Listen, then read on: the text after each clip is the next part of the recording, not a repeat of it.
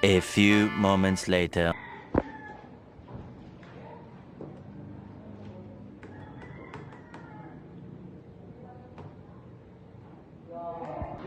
Bakit ayaw mag-render sa akin? Error yung layout ng website ko. Mali yung code. Yun, nagana na website ko. Pwede ko nalagyan ng CSS para makapag-design na ako. Erika, patulong, di pa rin nagana website ko. May problema na naman. Tutulungan lang kita, pero huwag kang manggagaya. Baka matanong tayo bakit pares code natin. Kukuha lang ako ng idea, promise.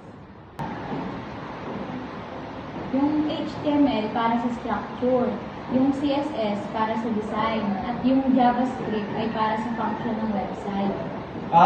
Gets ko na. Aalis mo na kami at kakain, hindi ka sasama. Hindi. Gusto pa ako. Sige, bantayan mo na lang yung laptop. 12 seconds later.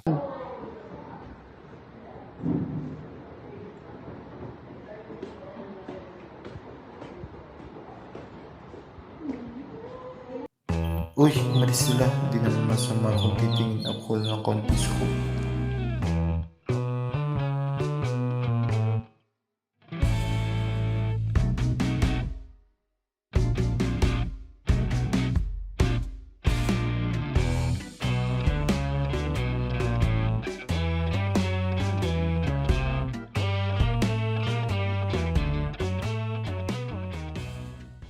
One eternity later.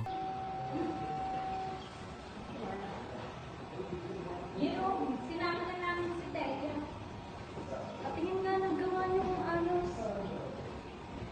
Jerome, ba't parehas kayo ng ayos na Erika? Erika, tignan mo nga to. Oo nga, halos kopya eh.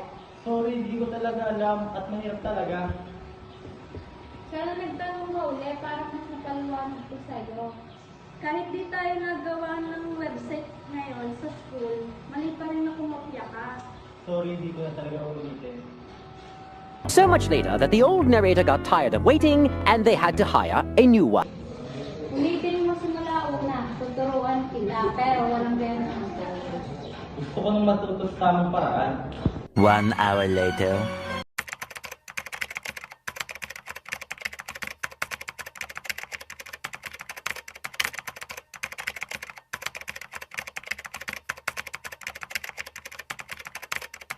Later.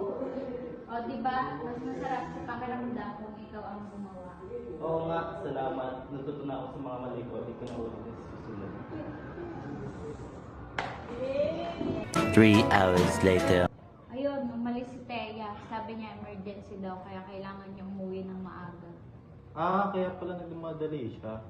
Oo, pero okay na tayo dito. Medyo intense kanina, pero maayos na lahat. Sorry ulit ha, sobrang stress ko kanina hanggang naglag ng utak ko. Natural lang yan pag pressured. Oo nga, Ang importante, nagpatulong ka, hindi gaya yung kanina na shortcut agad. oo nga, nakakahiya talaga. Pero butit nilungan mo ako. Sige, balikan natin para sure na walang sabit. Okay, open ko ulit.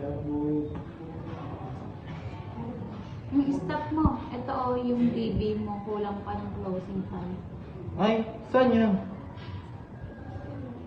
Diyan, dapat may DB ka pa. Kaya pala nawala yung layout. Okay, ayan. Refresh mo. Yun, gumanda na. Mas stable ngayon. Diba, mas maliit lang na kulang pero malaking dami. Till a lot of boring math later. Grabe, buti na lang, tinulungan mo ako. Kung ako lang yan, baka sumuko na ako. Honestly, kinabahan din ako nung una. Nung nakita ko, halos kamukha talaga ng code ko. Sorry, mali ko talaga yun. Hindi kita dinadala sa guilt trip. Sinabi ko lang, delikado talaga yung baka masiro tayo paano pag nakita ni Sir. Oo, nung sinabi mo yun, dun ako sobrang kinabahan. Lesson learned, next time, wag mo hintayin na maging emergency, tanong agad. Promise, di ko na ulitin. Okay, CSS naman tayo. Game, ready na ako. Dito sa header, try mo like background, parang hindi mo sakit sa mata. Sige. Yan, mas clean. Next sa body, remove mo yung margin. Margin 0? Yes, para clean tanda na. O yun, ang linis na. Mas organized na siya. Kita mo, hindi kailangan ng half face. Kaya mo talaga.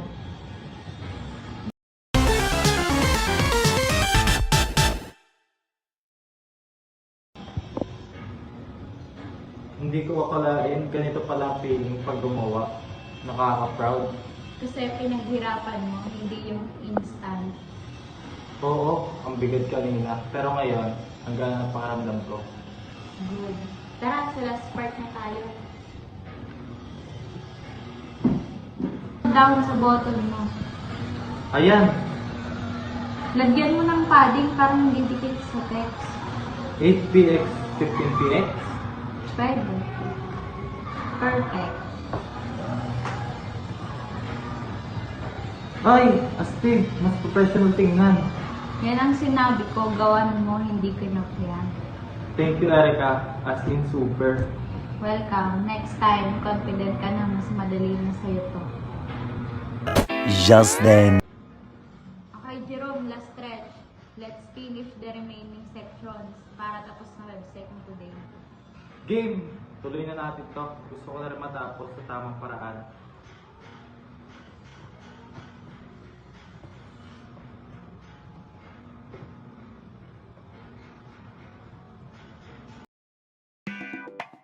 The moment Jerome finally saw his website's layout render correctly, cleaned, organized, and running on his own effort, he felt a sense of pride that no copied code could ever give him. He said, "Oh, di ba masarap sa pakiramdam na ikaw ang gumawa? Natuto na ako. Sa mali ko, hindi ko na ulitin sa susunod." This is where the student scenario ends, and the professional lesson begins.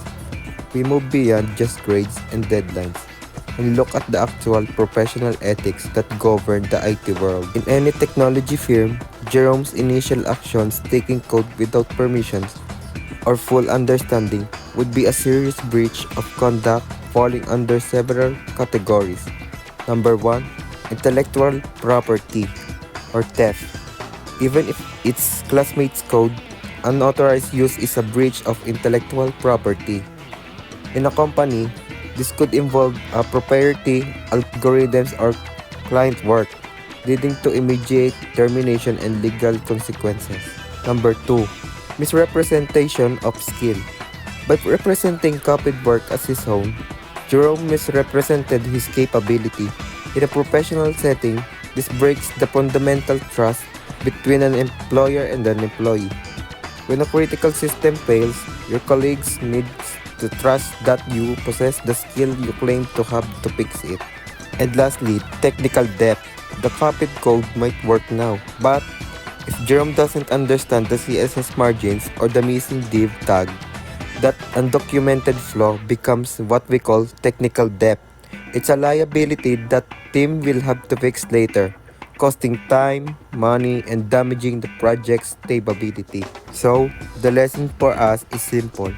First, embrace the struggle. Every bug, every error message, every moment of frustration is an opportunity. When you are stuck, don't look for the shortcut, look for the mentor. Be like Jerome in the end, who said, "Gusto ko na matuto sa tamang paraan." In the digital world, your code is your signature. Always ensure that signature is one of your originality, earned effort, and unwavering professional trust. Choose to learn it right. Choose to build it clean, and choose to own your work. Thank you.